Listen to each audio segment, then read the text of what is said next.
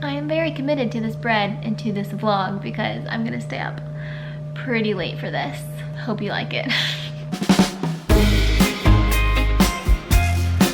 Hello and welcome back to my channel. I am so excited for today's video because I am finally going to show you how I make the roasted garlic parmesan crusty loaf of bread.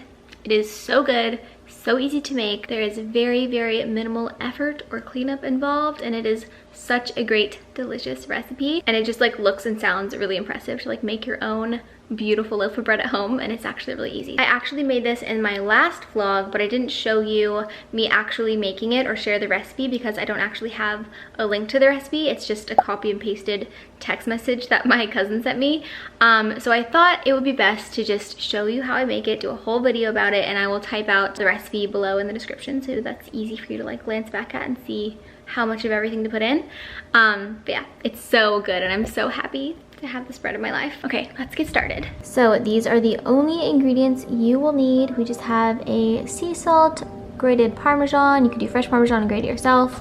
And then I have this all-purpose flour by King Arthur. I feel like they're a really good quality flour brand. And then any sort of active dry yeast. I usually use one that comes in a container, but this was all that they had at my grocery store today. And of course, our roasted garlic. And you need just 1.5 cups of room temperature water. To do the garlic, you just preheat your oven to 450 degrees, chop off the tops, drizzle in olive oil, and then wrap it in tin foil and bake for 45 minutes. Once it's done, you can just squeeze the bulbs right out. I have got all of my ingredients measured out here. This is not something that I normally do, but I'm planning on filming this for reels.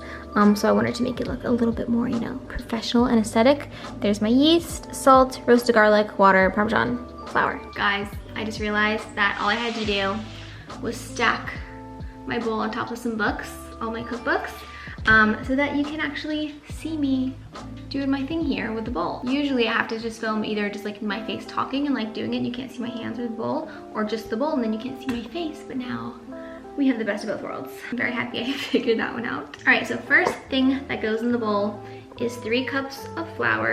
Okay, I already went ahead and dumped everything in the bowl because I was trying to film it for reels, and I could not figure out how to film it with my phone and my camera at the same time. But I'll just tell you, I put in the flour first, and then the yeast and the salt, and then the Parmesan and the garlic on top. I don't think it really matters that much what order you put it in, but that's what I did. I'm just gonna quickly tell you all the measurements of all the ingredients that I just put in, even though I'm gonna write it in the description below so that it's easy to look at and like you don't have to memorize it. But there are 3 cups of flour, 1.5 teaspoons of salt, 1/2 teaspoon of yeast, 1 to 2 heads of garlic depending on how garlicky you want it. I kind of like a little more garlicky, and then 1 cup of Parmesan cheese. And then we're also gonna add 1.5 cups of room temperature water. I'm gonna try to film my reel and my vlog at the same time, just being so efficient 2021, you know? Mix it up. I am just gonna mix all the dry ingredients together until they are nice and evenly distributed. Okay, now I'm adding the water. Just add it all at once, it will be fine. And stir it until it's just combined into a shaggy looking dough. You can see it's starting to come together. This is kind of hard to do with one hand. Do what you will with this, but I have tended to add about 1/8 cup extra of water, just like a little extra splash, because I feel like otherwise it can't incorporate all the flour because it's just a little bit too dry. I've only made this dough twice, but that has worked for me both times. Like adding that little extra splash of water doesn't seem to cause any issues. So you mix it until it looks a little something like this, just a very shaggy sort of dough ball. And then we're just gonna cover it with regular cling wrap. Make sure you're using a glass bowl, otherwise the cling wrap will not stick. If you're trying to use plastic, it does not stick. Make sure that it's very tightly sealed and that no air is getting through. Now that our shaggy little dough ball is nicely, tightly covered with cling wrap, I'm gonna let it sit on the kitchen counter for the next 8 to 12 hours and let it rise. I think 8 hours is the minimum, but you probably don't wanna go more than 12. I don't really know the science or rules behind this, but I follow the recipe and it works. I'm just gonna leave mine over here in this dark little corner of my kitchen. It's a little bit later now, and I just realized that this loaf is not gonna be done rising until like after 10 p.m. tonight. I don't know what I was thinking. I know it takes 8 to 12 hours to rise, but I just for some reason wasn't thinking like what time it was. And it takes like 45 minutes to cook, so yay. Usually I will just do this before bed and then let it sit overnight, so then it's like a perfect 8 to 12 hours before I bake it. But now I have to like wait, because if I go to bed, it'll be sitting for way too long. So I have to bake it before I go to bed tonight. But anyway, I just wanted to give you a little update, let you know that I am very committed to this bread and to this vlog because I'm gonna stay up pretty late for this. Hope you like it. Good evening, friends. It is much, much later now. Obviously, I've been to yoga, I've showered, I've done my skincare. I'm pretty much ready for bed. I'm also enjoying a nice cup of tea. You guys are gonna freak when I show you how big this dough got. Remember, it was just that little shaggy piece of dough, and now it's like massive. She's big, she's bubbly, she's beautiful. So it is time to roll this into a proper little dough ball and put it in the oven. I almost forgot to mention, I have been preheating my Dutch oven. I just put it in when the oven's cold and then preheat, and then it heats up with the oven, obviously. So that is a very key step that you have to do, either with a Dutch oven, a pizza stone, or some other baking dish. I think it has all the details in the recipe that I will put in the description. But yes, here we go. We're about to dump this out. I've already floured my surface. There's lots of flour here. Oh, and I also need to flour my hands because this dough is so sticky. I literally just stick my hands in the bag. They're very clean. Okay, I love this part. It's so fun. You just dump it out. You kind of have to like pull it a little bit, and then it all comes out. Woo.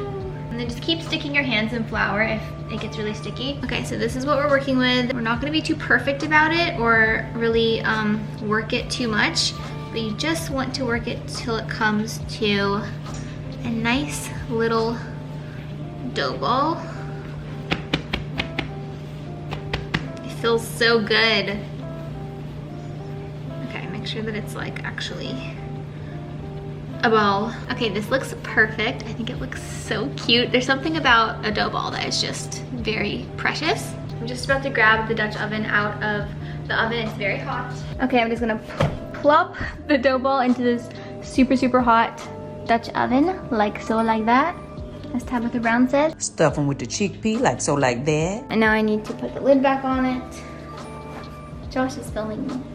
Okay, so you put the lid back on. Everything's nice and hot. I'll open the oven. Thank you. Ready? Yes. This Dutch oven is so heavy. There we go. And she's in. I just set this little kitchen timer on our microwave for 30 minutes. That's how long it's gonna be in there with the lid on. And then when the 30 minutes is up, take the lid off, leave it for another 15 minutes so the top gets nice and crunchy and brown. And then we have our bread. So I will see you in 30 minutes. It's been 30 minutes, so I'm just gonna take the lid off. Oh, it's so hot. Eek. Wow, it looks so good already. Okay, it's gonna go in for another 15 minutes though.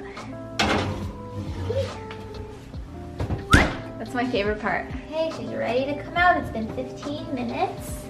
Oh my gosh.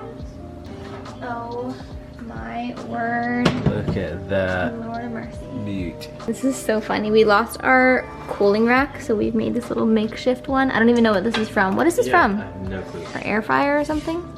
Anyway, gorgeous, stunning, perfect, delicious looking crusty loaf. Complete. Okay, it's still quite warm, but it's cold enough to where I can hold it. And I wanted to give you a better look. It's definitely a little bit darker than before. I don't know if maybe before I only put it in for like 12 minutes. I think I did. This time I did 15 because that's what the recipe says. But I think it's very beautiful, and I'm very excited to share this with my family. We're gonna break bread together. There's just something so satisfying about making your own bread. I think it's something like intrinsic in the human nature that just, it's healthy for your soul to make bread. So I highly recommend it. All right, it is cooled off for a little bit, and Josh is about to cut into it. He's gonna do the honors. Thank you, baby. Sheesh. Uh-oh. Oh, it feels so beautiful. Extra crunchy. Okay, another one. That's a thick slice. Wow. So that is what the texture on the inside looks like. I feel like I need to add more garlic because it's not like fully dispersed. Obviously there's no real pieces in here, but there are pieces, so it just fell out. Okay, it's very, very good. It's just, of course, the one time that I make it a little bit too overdone is while I'm filming it for video. But I forgot for some reason that the last 2 times I made it, I only put it in without the lid off for like 12 minutes, not 15 minutes. And I think it made a really big difference because this is a lot darker, both on the top and the bottom is a lot like toastier than it was before. That being said, it is still so good. But now I know for the future, only 12 minutes with the lid off. I will make a note of that in the description as well. It's so perfectly crusty and delicious. I'm very happy with it. Can't wait to share bread with my family and friends all year long. I'm gonna be baking bread for people. Birthday presents, Valentine's Day, all the holidays. I'm just gonna be baking bread for everyone. That is gonna be it for this video. I hope that you enjoyed it. Thanks so much for watching. If you do make this bread, please let me know. Take a picture and tag me. Put it on your Instagram stories. Comment below if you're planning on making it. I just think it's so fun to make bread at home. It feels like really special. And this is obviously such an easy recipe. Like it's hardly any work at all. It just takes a while for it to rise. But it's great. Anyway, I hope you have a wonderful day and I will see you in another video very soon. Bye.